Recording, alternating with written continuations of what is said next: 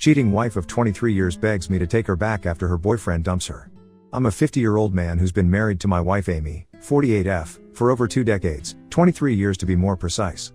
We also have 3 kids together, the oldest of whom is 22 years old and the youngest is almost 18. Our kids are Rachel, 22F, Jake, 19M, and Ava, 17/18F. Recently, Amy confessed to me that she'd been cheating on me with her coworker Matt, 27M. I'm using fake names here for obvious reasons. 1 week ago, she sat me down and told me that she'd been with Matt for 2 years now and that she finally felt ready to tell me and to take things to the next level with him.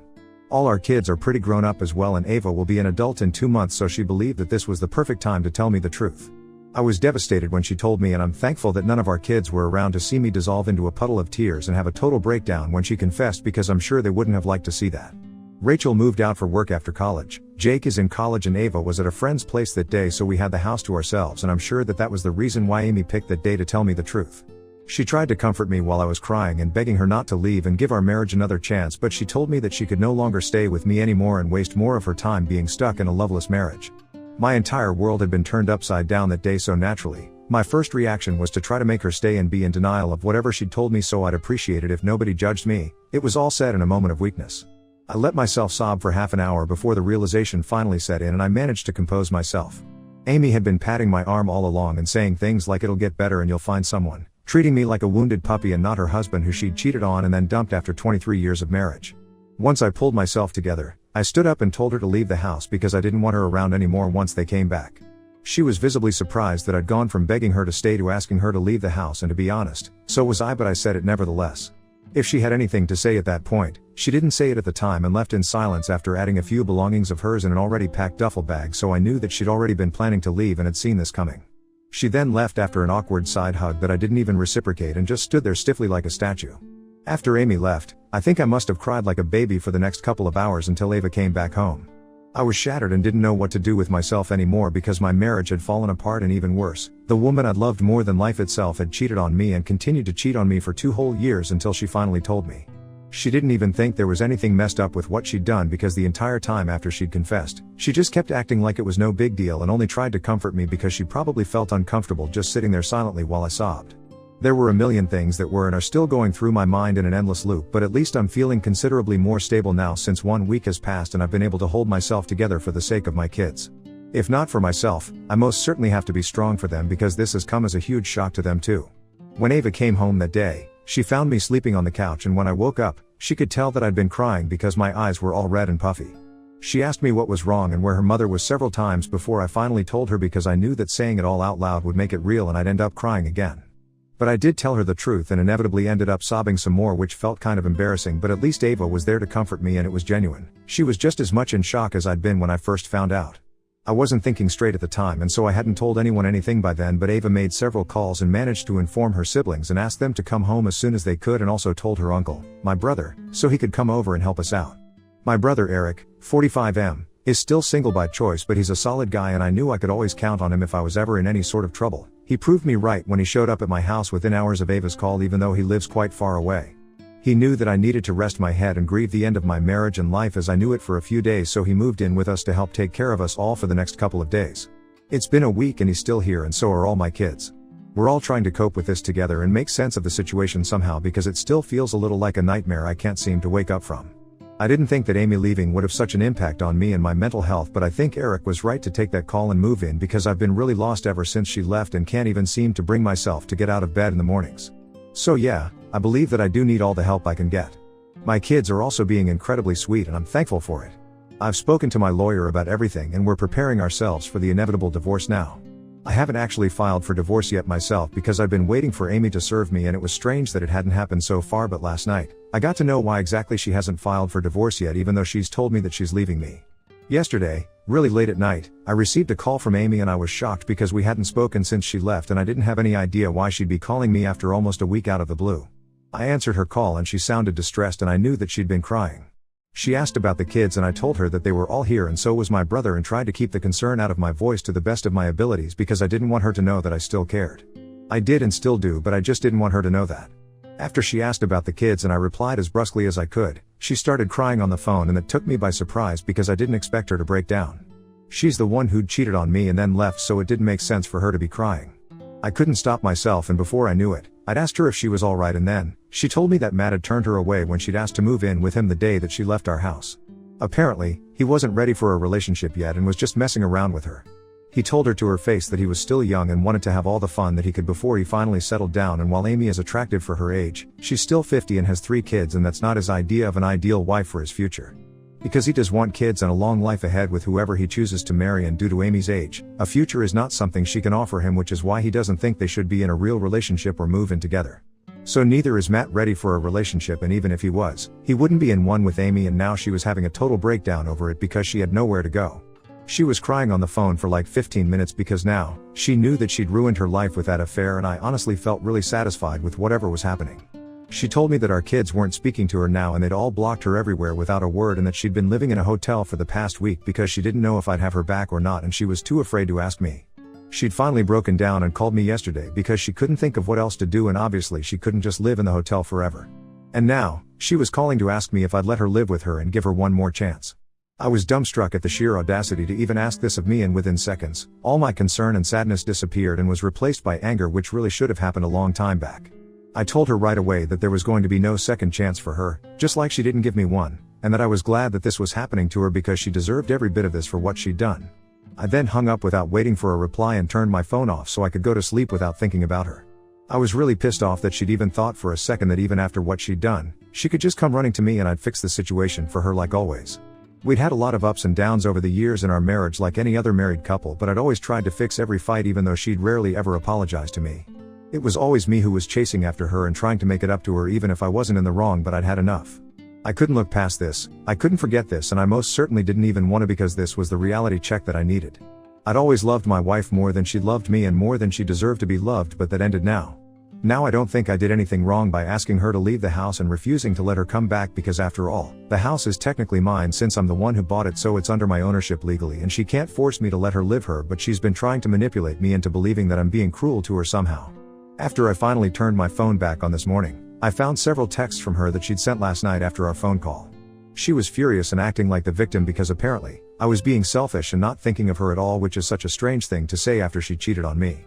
She's also accusing me of turning the kids against her, which is simply not true, because until she'd told me about it, I didn't even know that they'd blocked her and were refusing to speak to her, so I don't think that's my fault at all. In fact, I really don't see why any of this is my fault, and maybe it's the anger talking here, but it just seems insane that she's accusing me of being selfish because I don't want to give our marriage another chance after she cheated on me, and then when she got rejected, she came crawling back to me because she thought that I'd just take her back in heartbeat. I don't think I'm in the wrong here at all, and I also wanted to make sure that I'm not being unnecessarily cruel out of anger in this situation, so I'm turning to you people now. AITA for refusing to let my wife move back in with me after she cheated on me with her coworker? Update 1. Hey, everybody. First and foremost, a huge thanks to every single person who took out time to respond to my original post. I'm actually so thankful that I made that post and realized how badly I was being gaslighted by Amy, because she had me questioning my decision to not let her back into my home and my life. I certainly was having second thoughts, and I would have fallen weak had I not posted here. Everyone who responded, thank you so much. I appreciate it, and I think you guys saved me from another lifetime of absolute misery and mistrust. That would have been inevitable had I decided to forgive Amy and get back together with her, but yeah, I'm back in my senses now, and I know that she doesn't deserve a second chance at all. It's been a couple of days since my original post, and she's been texting me a lot to persuade me to take her back, and has tried almost every tactic from guilt tripping to gaslight, and regularly keeps apologizing while saying that she made a huge mistake by engaging in an extramarital affair at all, and that she'll do her very best to make it up to me. I don't know why exactly she thinks that I'll still take her back despite her affair, because this is not just some small petty fight, and she's taking things way too lightly. She still doesn't realize the enormity of what she did to me, and I highly doubt that she ever will get it. I'm feeling a lot better now, so I've sent Rachel and Jake back so they can resume their normal lives. Ava is still living with me and checks up on me from time to time, which I do appreciate, but I've told her not to let me hold her back from going out and having fun with her friends or whatever it is that brings her joy. I know this is a tough time for all of us, but we'll all get through it eventually. And she's supposed to move out for college in the fall as well, so I want her to make the most of her time here. My brother's still living with us though, and I'm really thankful for it. I spoke about the emotional impact of the affair and Amy leaving me at length, but there are also practical, day-to-day activities that have also been affected by her leaving that seem a little petty but are also a constant reminder of her absence. Now that Amy's gone, we needed someone to take over her share of chores, and she's the one who usually used to do all our laundry because she said she enjoyed it. The kids and I used to keep the house clean, take out the trash, and do the dishes, and Amy used to do the laundry and the cooking because that's what she enjoyed doing. But now it was up to me and Eric to take over because Ava was busy with her own life and I wasn't going to keep her home just to help out with chores. My brother's been a godsend ever since he's come here, and even though he's not very emotional or affectionate, he's been there for me and has made me feel like I can let go a little, which is something I feel like I really did need. I know he'll have to go back to his life at some point, but I'm lucky that he's here for me now. Speaking about the legal aspect of things, my lawyer and I have already filed for divorce. We went ahead with the petition yesterday after I realized that now that Amy had nowhere to go, she wasn't going to file for divorce anymore because she wanted to come back now. She's going to be served in a couple of days and then, the real battle begins. It's already exhausting for me to even think about it, so I can only imagine how much more mentally taxing it'll be when I actually have to go through it all. I never imagined that I'd have to get divorced, and yet, here we are. It's a horrible feeling, but there's just nothing else I can do anymore. At least I'll know that I did my very best to keep the marriage intact, and whatever is happening right now isn't my fault, it's hers, so I don't need to feel like crap about what happened. I'm also grateful that my kids are all grown up now, because I don't think I could have handled a custody battle alongside the divorce now. Update 2. Amy was served with the divorce papers today, and I don't think she took it well if the texts she sent me are any indication at all. I haven't blocked her because I haven't found the mental strength to cut her off entirely just yet, but I will soon.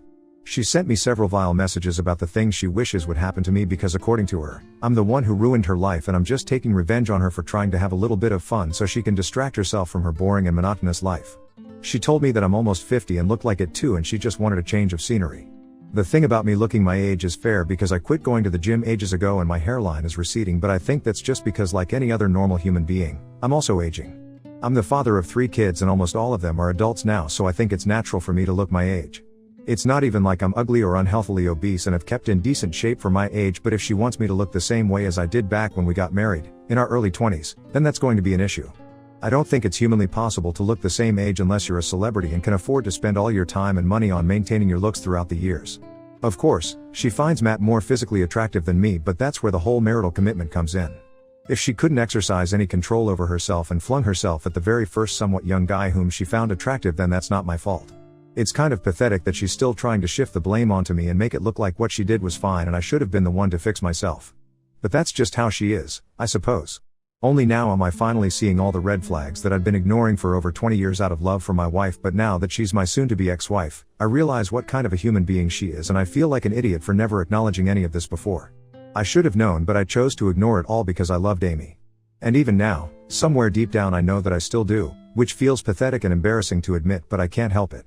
That's really what has prevented me from blocking her and cutting her off entirely so far, but I'm just praying that I find the strength to do it soon enough because I don't think I can keep up with her insanity anymore. I don't want to see more of whatever this side of hers is. I won't call it her evil side because what she's doing is beyond that. It's cruel to the point of hilarity, if that's even a thing. Update 3. So there's been a very ironic turn of events, but thankfully it doesn't affect me directly. I learned from my daughter Rachel a couple of hours ago that as of now, Amy is having online drama with Matt because yesterday, she posted a rant about how Matt had led her on for 2 years and then eventually dumped her because he didn't see a future with her. Now that I think of it, it was pretty stupid of her to abandon her life without even discussing these things with him first. I'm not a cheater, but at least she should have thought things through before going headfirst into this whole relationship thing with Matt and at least asked him if he wanted the same things as well. Coming back to the post, a couple of other female coworkers also commented on that post and said that he'd also been involved with them, so essentially, that guy was pretty much the office mattress and had never loved Amy at all. I didn't believe in karma earlier, but this is just karma at its finest, and I can't believe that this is happening to her. I've blocked her and so has Rachel, but she found out from a cousin of hers who obviously still has Amy added because we haven't announced our separation to the rest of the family just yet, but I think that post in itself does the job well. I'm still going to tell my own family soon, but before that, I just want to relish the drama that she's caught up in and take a step back to admire the crapfest Amy has walked into. That Matt guy truly deserves a round of applause because I really can't imagine anyone being able to pull off multiple affairs in the same office for more than a year. I hated him initially when I learned that Amy had been cheating with him on me, but now I think I'm warming up to him. I might even congratulate him and tell him well played or something, I don't know.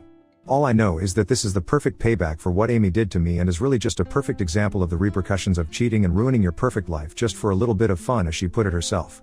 At least I'm going to be out of this mess and her life soon enough now, and I can't wait for the divorce to come through at this point. Update 4. Hi, it's been a little over a month since my original post and we're currently in the negotiations phase for the settlement. It's incredible how I now look at her and feel absolutely nothing for her anymore. She smiles at me sometimes during the meetings and tries to talk to me after them, but I do my best to avoid her and keep my distance. As far as I know, she's living with a friend of hers now and has been fired from her previous job, but I don't think I'll have to give her any alimony because of the very public confession of her infidelity on Facebook, Thanks to her delusional belief that Matt would be serious about her at some point. I don't even need to prove that she'd been cheating because she did all the work for me herself. My kids are still not speaking to her and we like to pretend that she doesn't even exist anymore. I know it's not exactly healthy, but we'll think about that later when some time has passed. Right now, it's way too fresh to be discussed. Emotionally, I'm doing a lot better than I was when I first posted here, and I know it'll just get better with time. I'm probably going to start therapy in a few days once I have more time after the divorce is finalized or something, and maybe that'll help me feel okay about everything eventually.